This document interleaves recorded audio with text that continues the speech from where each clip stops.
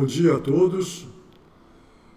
Nós vamos falar hoje sobre uma das doenças neurológicas mais comuns na população mundial.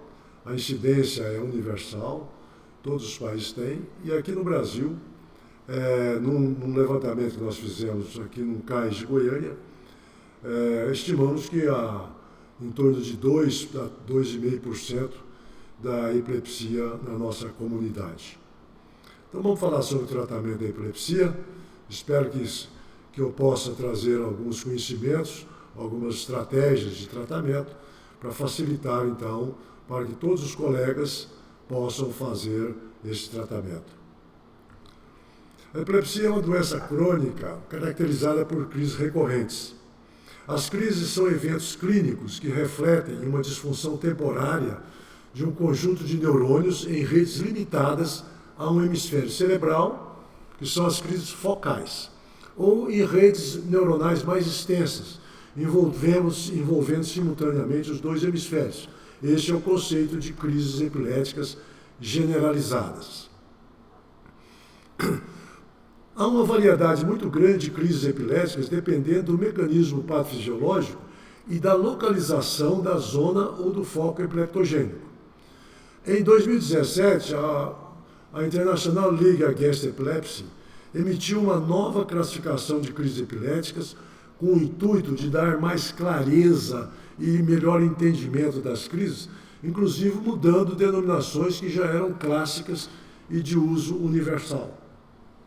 Então, nessa nova classificação, nós temos a chamada epilepsia focal.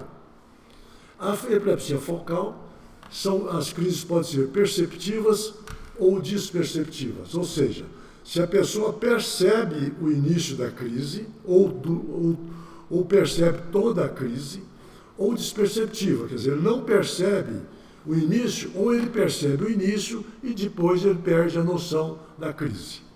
Esse início pode ser motor, automatismos, como por exemplo, fazer movimento com as mãos, mexer a boca, fazer algum outro tipo de movimento, às vezes até andar. Pode ser crises atônicas, quando a pessoa perde o tônus, clônicas, quando há movimentos repetitivos, tipo abalos musculares. Pode ser espasmos epiléticos, pode ser crises hipercinéticas, como, por exemplo, movimentar as pernas incessantemente. Pode ser crises mioclônicas, quando há um abalo muscular de uma parte ou um segmento do corpo, ou crise tônica, em que a pessoa fica totalmente rígida durante algum tempo. O início não motor, crises autonômicas, por exemplo, crises de arrepios, crises de sudorese, crise de perda de tônus, perda de pressão arterial, parada comportamental, então a pessoa fica parada, estática. Cognitiva, quando há um distúrbio do pensamento, um distúrbio do conhecimento. Crises emocionais, com impulsos emocionais. Ou sensoriais, quando os sintomas são sensitivos, tipo parestesias, dormências, formigamento. A crise que inicia focal pode evoluir para tônico-clônico bilateral, que antigamente chamava crises secundariamente generalizadas. A crise pode ter início generalizado, quer dizer, desde o início a crise ser generalizada. Por exemplo, tônico-clônicas bilaterais, tônico-clônicas, ou só clônicas, ou tônicas, ou mioclônicas, e assim uma variedade de crises generalizadas. Início desconhecido, quando pela história o médico não consegue dizer se o início da crise. Então, pode ser motoras ou tipo ausências. Ausências todo mundo conhece. É aquela crise em que a pessoa para uma atividade, fica com os olhos parados, ausente, com perda de consciência, e depois passa e ele não sabe o que aconteceu. E tem as crises não classificadas, aquelas em que a gente não consegue de maneira nenhuma dizer que tipo de crise que é. As crises também podem ser classificadas, as epilepsias podem ser classificadas de acordo com o tipo de crise, em crises focais, crises generalizadas, que focais e generalizadas combinadas, ou desconhecidas. O neurologista tem também a possibilidade de identificar as síndromes epiléticas. Por exemplo, a síndrome epilética febril, a convulsão febril da criança, a síndrome de Lennox-Gastaut, que combina alguns tipos de crise de uma criança pequena, e assim por diante. O neurologista também pode definir a causa, a etiologia. Então, pode ser uma doença estrutural, por exemplo, uma cicatriz numa área do cérebro, uma malformação congênita. A crise pode ser também genética, existem epilepsias genéticas. Pode ser de causa infecciosa, como, por exemplo, uma neurocisticercose. Pode ser de origem metabólica. Pode ser de origem imune, doenças autoimunes, ou pode ser de causa desconhecida. Então, isso é função do neurologista classificar a epilepsia de acordo com esses parâmetros. Bom, uma vez definido o diagnóstico da epilepsia, então inicia-se o tratamento farmacológico. Esse tratamento é baseado no tipo de crise e de síndrome, para se escolher a droga antiepilética, que hoje se chama dose anticrise, ideal para o caso, sempre iniciar em monoterapia. O conhecimento do mecanismo de ação da droga anticrise é importante para a melhor escolha e também para saber os efeitos adversos e saber também as contraindicações ao tratamento antiepilético ou anticrise. Consegue-se, 60% a 70% das vezes, consegue-se um controle com uma droga anticrise. Em monoterapia, às vezes necessitando-se de uma troca, se a primeira droga não for eficaz, ou até fazer associações entre elas, quando necessário. Nas últimas 3 décadas, foram aprovadas 20 novas drogas anticrises, sendo que as mais recentes não são mais eficazes, mas elas possuem menos interações e assim têm menos efeitos adversos, tornando-as mais toleráveis. E também essas novas drogas permitem benefícios em grupos especiais, como em crianças, em mulheres na idade gestacional, em idosos, que quase sempre são polimedicados. Então, essas novas drogas têm essa vantagem de poder ser usadas nesses casos especiais com maior eficácia, com maior segurança e menos efeitos colaterais. As drogas anticrises ideais deveriam demonstrar uma absorção completa quando tomado por via oral, uma cinética linear, quer dizer, sempre não ter variações cinéticas durante o tratamento, uma meia-vida mais longa para permitir 1 ou 2 tomadas ao dia. Além disso, outras propriedades favoráveis seriam baixa ligação a proteínas, para que a medicação tenha conseguido um efeito melhor. Ausência de metabólitos ativos e eliminação pelos rins. E todas com facilidades para cruzar a barreira hematocerebral. Claro, se nós damos uma droga anticrise, ela tem que penetrar no cérebro para fazer o seu efeito. As drogas de ação de liberação prolongada, que são a extended release, diminuem os efeitos adversos e permite uma dose única diária. Essa é a vantagem, por exemplo. Então, a indústria farmacêutica tem buscado produzir drogas de efeito prolongado para permitir essa ação. Isso diminui os efeitos colaterais e é mais cômodo para o paciente. Determinação do nível sanguíneo. Algumas drogas precisam disso. Serve para ajustar as doses, por exemplo, você dá uma dose baseada em quilo de peso para um paciente. E às vezes o metabolismo dessa droga nesse paciente é diferente, então você precisa de usar um nível terapêutico, o nível sanguíneo, para ajustar a dose. Quando o paciente está tomando a medicação e continua tendo crise. Quando há outras doses concomitantes. Então, isso é importante dosar o nível terapêutico. Durante a gravidez, por quê? Porque durante a gravidez, o metabolismo é acelerado e a maioria das drogas são consumidas mais rapidamente. E no resguardo, no puerpério, porque quando a pessoa saiu da gravidez, às vezes com a dose maior, precisa ser diminuída durante o puerpério. para acessar a compliance. Então o paciente fala que está tomando remédio, mas às vezes ele não está. Às vezes ele está falhando no tratamento e não quer confessar. Então você dosa para saber se o nível sanguíneo está bom.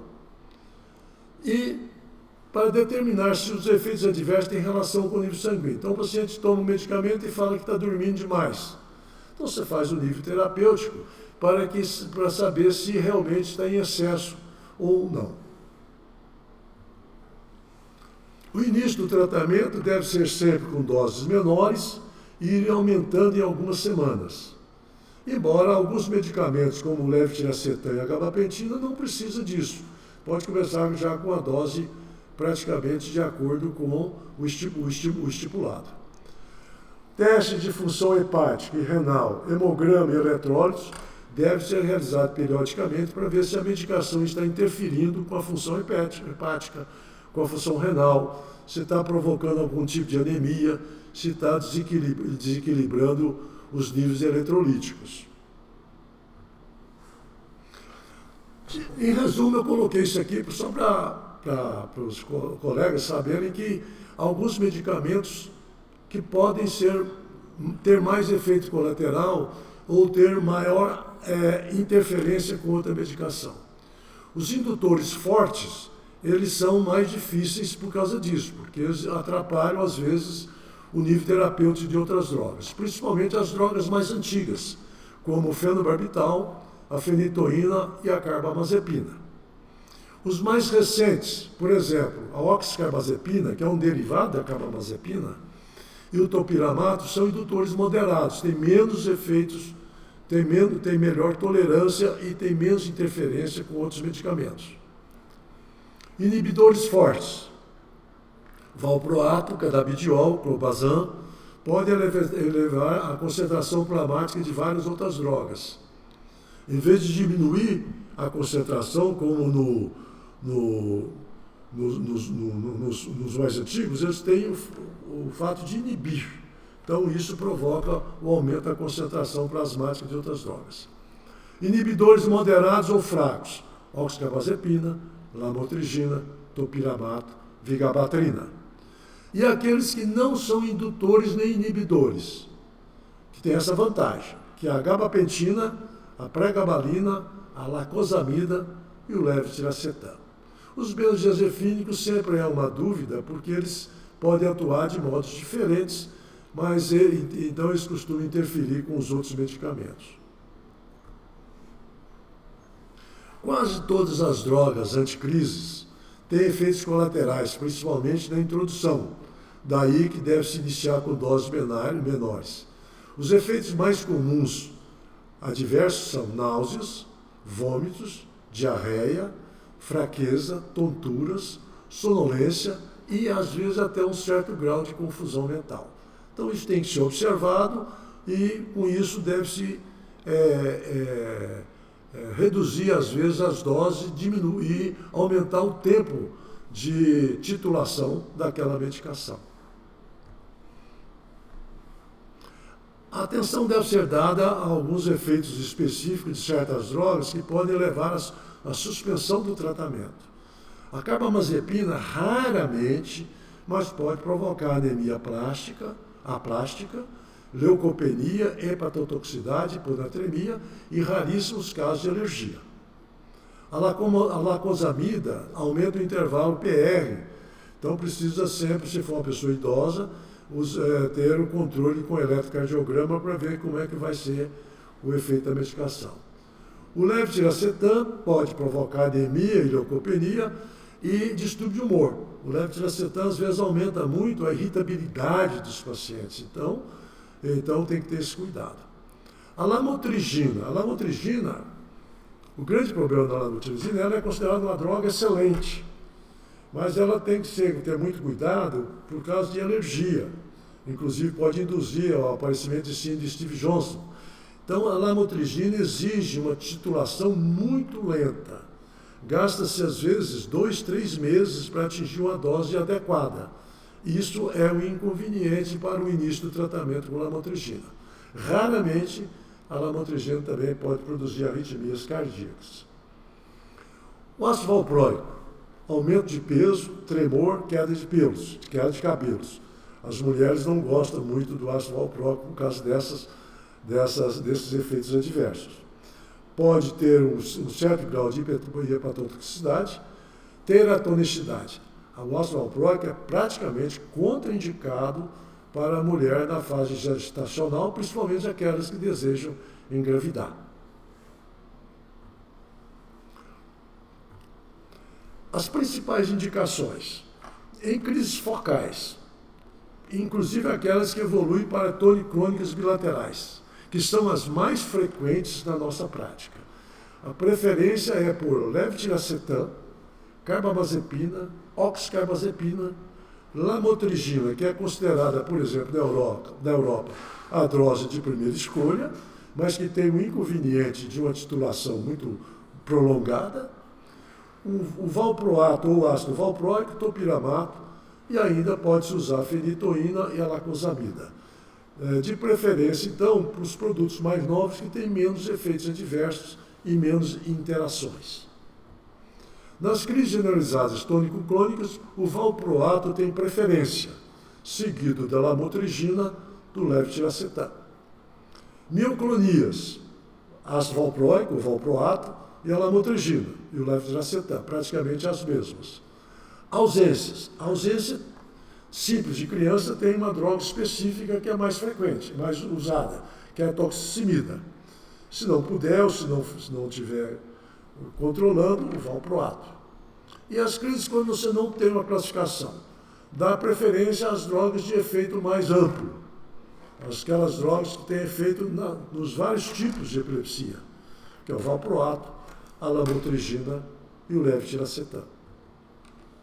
Na gravidez ou das mulheres de idade gestacional, e lembrar que 50% das gestações não são planejadas, então mesmo se a mulher falar que não tem planos de engravidar, a gente tem que ter cuidado, porque às vezes engravida mesmo sem o planejamento. As preferenciais são lamotrigina, levetiracetam, oxcarbazepina. Evitar o valproato, o topiramato, a fenitoína e o fenobarbital. Recentemente está tendo uma certa restrição com o levetiracetam também. Então, no caso, a preferência é por lamotrigina e oxcarbazepina. E durante a gravidez, lembrar que deve-se monitorizar os níveis sanguíneos, porque o metabolismo é mais rápido. A lamotrigina, por exemplo, é a mais afetada, com o seu clearance aumentado em 70% no primeiro semestre e chega a mais de 200% no terceiro semestre. Então tem que fazer a dosagem para ir aumentando a dose progressivamente durante a gravidez para poder atingir um nível terapêutico adequado. Sempre fazer na gravidez a suplementação com ácido fólico e a amamentação é encorajada pelo menos por 6 meses, mesmo durante o tratamento com essa medicação. O estado mal epilético são crises generalizadas, as crises generalizadas geralmente duram 1 a 2 minutos. Quando mais longas, há necessidade de tratamento como estado mal epilético. E quanto mais precoce o tratamento, é mais efetivo, porque o estado mal epilético tem uma taxa de mortalidade e de acordo com a duração do estado mal epilético. Os benzodiazepínicos são indicados na fase inicial, quer dizer, a primeira dose do tratamento do estado mal ou de uma crise epilética prolongada é o benzodiazepínico, que pode ser feito o diazepam endovenoso ou midazolam intramuscular. Inclusive, o midazolam intramuscular é feito pelo pessoal que transporta o paciente nas ambulâncias, eles podem fazer o midazolam intramuscular. E quando inicia isso, geralmente precisa de uma segunda droga para manter o nível terapêutico após o controle da crise, porque senão você faz a dose do ataque inicial, daí a meia hora, 1 hora, o paciente entra em crise novamente. Então, essa segunda dose deve ser utilizada, são geralmente as drogas que tem no Brasil injetável, que é a fenitoína, o fenobarbital e a lacosamida. No Brasil não tem mais o valproato injetável e não tem ainda o levetiracetam injetável. E claro que todo paciente com crise epilética prolongada ou estado de mal, a gente tem que investigar a causa daquele estado de mal. De repente é uma infecção que a gente tem que tratar também. Os esquemas terapêuticos para estado de mal são aqueles que existem nos nas unidades de emergência, né?